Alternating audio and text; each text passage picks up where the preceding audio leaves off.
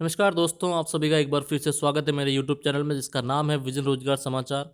और आज एक बार फिर से मैं आपके लिए बहुत ही एक सुनहरा भर्ती का मौका लाया हूं जिससे आप अपना रोजगार मिटा सकते हैं। तो आज हम जिस भर्ती के बारे में इस वीडियो में बात करने वाले हैं, यह भर्ती रहने वाली है Delhi subordinate services selection board यानी कि D++ भर्ती 2026। तो इसमें टोटल कुछ रिक्तियों की अगर हम बात करें तो टोटल रिक्तियाँ आपकी रहने वाली है लगभग 2000 के आसपास। इसका आवेदन शुरू हो चुका है 16 जून 2026 से और अंतिम तिथि रहने वाली है 15 जुलाई 2026।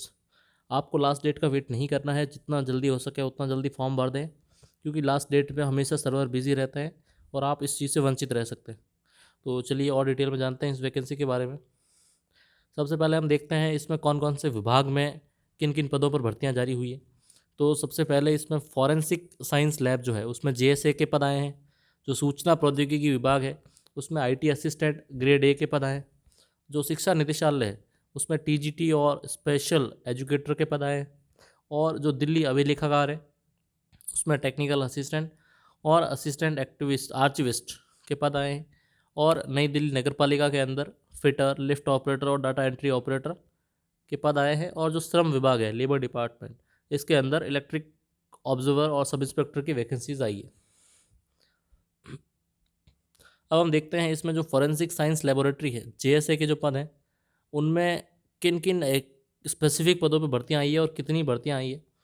तो इस स्लाइड के अंदर आप पूरी डिटेल देख सकते हैं कि कौन कौन से पद हैं और किस किस कैटेगरी के लिए कितने कितने पद जारी हुए हैं, अनरिजर्व, OBC, SC ST इन सब के लिए। तो कैटेगरी वाइज में इतना डिटेल नहीं जाऊँगा क्योंकि वीडियो बहुत ज़्यादा लंबा हो जाएगा। एक बार मैं आपको पद के नाम बता देता हूँ। जो JSA के पद हैं वो biology, ballistic, chemistry, light detection, documents, HRD, QC, photo, cyber forensic, crime scene, fingerprint और फिजिक्स इन सब के लिए जारी हुए हैं। और कैटेगरी वाइज इनकी कितनी वैकेंसीज आप यहाँ से देख सकते हैं। इस वीडियो को पॉज करके इतना डिटेल मैं नहीं जाऊँगा। और इसके अलावा अगर हम देखते हैं जो इसमें अन्य विभागों की जो भर्तियां हैं वो कितनी जारी हुई है, किस किस विभाग की है, किस पे लेवल की है, उसमें कितना एज क्राइटेरिया और टोटल कितनी भर्तियां हुई है, वो आप इस स्लाइड में देख सकते हैं। तो एक बार देख लेते हैं। इसमें विभाग रहने वाले हैं आपके दिल्ली आर्चिव्स विभाग, IT department, NDMC, directorate of education, ये सब रहने वाले हैं। और इसमें आपकी लगभग पे लेवल 2 से लेकर पे लेवल 7 तक की भर्तियां रहने वाली है। और एज क्राइटेरिया आपको लगभग 18 से लेकर 32 वर्ष तक सब में रहने वाला है अलग अलग। और ये सब पोस्ट हैं। इस स्लाइड को भी आप पॉज करके पूरा देख सकते हैं, आपको अ, पदों का एक अनुमान हो जाएगा। अब हम देखते हैं इसमें शैक्षणिक योग्यता की मुख्य बातें, किस किस पोस्ट के अंदर क्या क्या एजुकेशन क्वालिफिकेशन रिक्वायर्ड है उसके बारे में जानते हैं। तो सबसे पहले हम बात करते हैं JSA, बायोलॉजी, केमिस्ट्री और फिजिक्स, इन सब के अंदर कोई भी जो संबंधित रिलेवेंट जो विषय है उसमें आपकी MSc होनी चाहिए मान्यता प्राप्त विश्वविद्यालय से।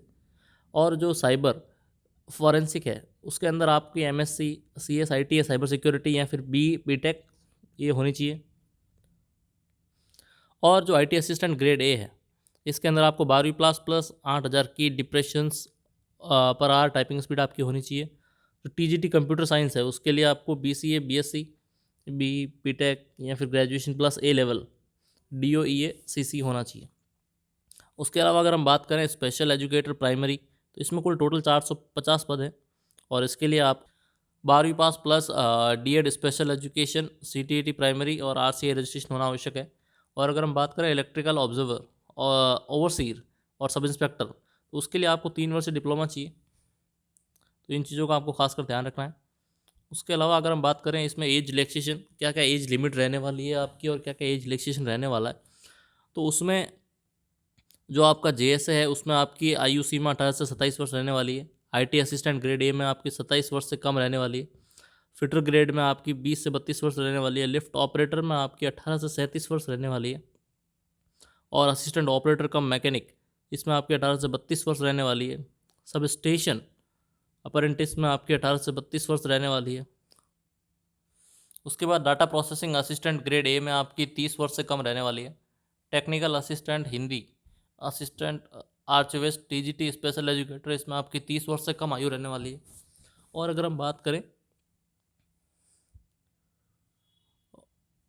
इलेक्ट्रिकल ओवरसीयर और सब इंस्पेक्टर, तो इसमें आपके 18 से 27 वर्ष की आयु होनी चाहिए।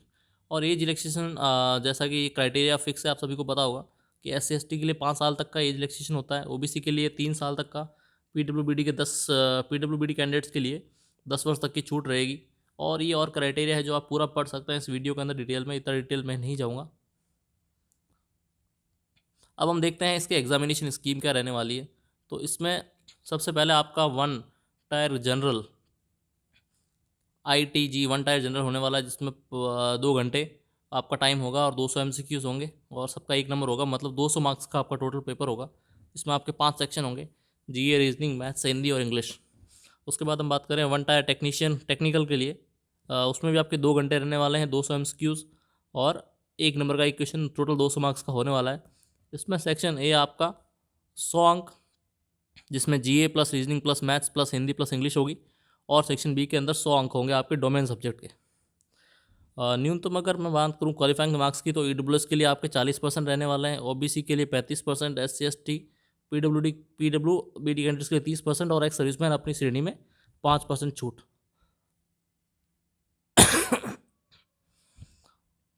चलिए आगे बढ़ते हैं। अब हम देखते हैं इसमें आवेदन शुल्क क्या रहने वाला है और आपके आवेदन की प्रक्रिया क्या रहने वाली है।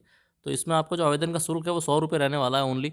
और इसमें शुल्क किस किस को छूट है? महिला उम्मीदवारों को छूट है, SC ST उम्मीदवारों को छूट है और PWBD जो विकलांग उम्मीदवार है उनको छूट है और एक्स सर्विसमैन को छूट है। तो पेमेंट होने वाली है सिर्फ जनरल, EWS और OBC के साथ। उसके अलावा अगर हम बात करें इसमें आवेदन की प्रक्रिया, तो आवेदन की प्रक्रिया में क्या रहने वाला है, आपको सबसे पहले DSSBonline.nic.in की वेबसाइट पर जाना है, यहाँ जाके रजिस्टर करना है, यूज़र ID और पासवर्ड से लॉगिन करना है। उसके बाद सभी विवरण भरने हैं आपको और SBI E-Pay से 100 रुपये का ऑनलाइन भुगतान करना है और सबमिट कर अपना प्रिंट आउट ले लेना।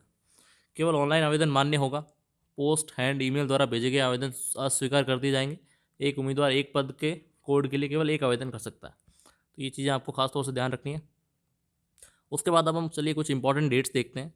तो इस वैकेंसी की जो विज्ञापन जारी दिनांक है, ये विज्ञापन आपका 29 मई 2026 को जारी हो चुका था, लेकिन जो इसका ऑनलाइन आवेदन स्टार्ट हुआ है, जब से आप फॉर्म भर सकते हैं, वो हुआ है 16 जून 2026, यानी कि कल से। और इसकी जो आवेदन की लास्ट दिनांक रहने वाली है वो आपके रहने वाली है 15 जुलाई 2026। तो इससे पहले आपको आवेदन कर देना है। और इसकी पात्रता की अगर कट ऑफ बात करूँ तो वो रहने वाले आपकी 15 जुलाई, जो कि लास्ट डेट ही है।